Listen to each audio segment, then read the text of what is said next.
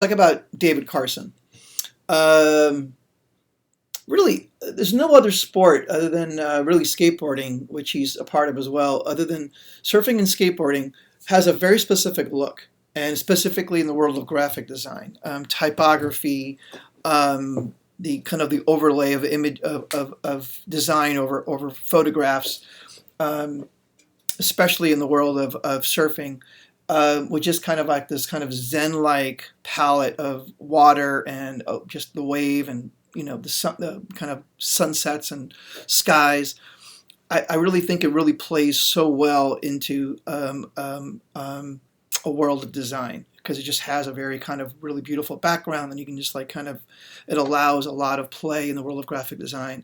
So I think as an individual sport, there's no other sport that allows graphic design, and there's no other designer other than David Carson who I think has really embraced that and has created a look from that. So unlike say basketball or baseball, hockey, football, I don't think any other sport has really had such a defining look as I think surfing and skateboarding has. And again, that person is David Carson.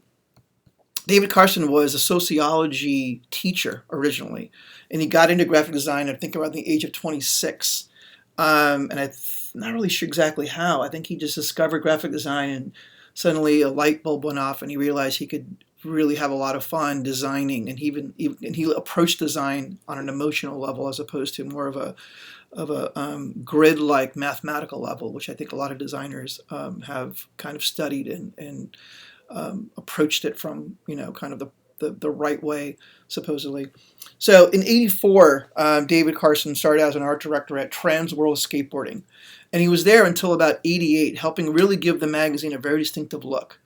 But at the end of his run, he had started to develop a signature style, which is I think a lot of people call dirty type.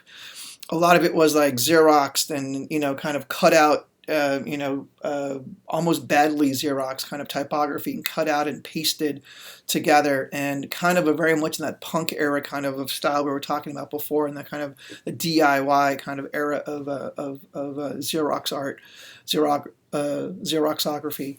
Um, so in a lot of ways, because it was the 90s, David Carson was influenced by grunge, the music that was happening, obviously, and then kind of the streetness of the art, and then of course just skateboarding, and then in a way the rebellious nature and style of skateboarding.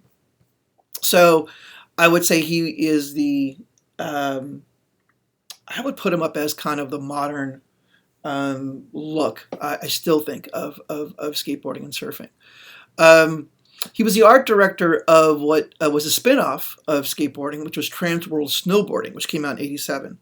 And then it was then the publishers of Surfer Magazine tapped David Carson to design a new magazine called Beach Culture. Beach Culture, unfortunately, only lasted about 6 issues, but it is an absurdly beautiful looking magazine. And he was famous for just basically making what he wanted and then sending it to the printers and not even having people have like a creative director or anyone else look at it. For better or for worse, it was, I think, a very original looking magazine. It didn't last very long. I don't think it. I think it only went to 6 issues. But unfortunately, it ended. But fortunately, it had a significant impact on the world of design and typography. Um, in fact, there was even one story that David Carson did on a blind surfer, and he did a two-page spread that was completely black, which is conceptually brilliant, but as a magazine, having two black pages is that's a lot of money for nothing to print that. But anyways, I think he's kind of brilliant. After Beach Culture, he redesigned Surfer magazine and art directed it and designed it for the next couple of years before starting a new magazine called Raygun. Raygun was started as a sort of a skateboarding surfing version of Rolling Stone magazine, kind of an alternative music and lifestyle magazine that came out in '92.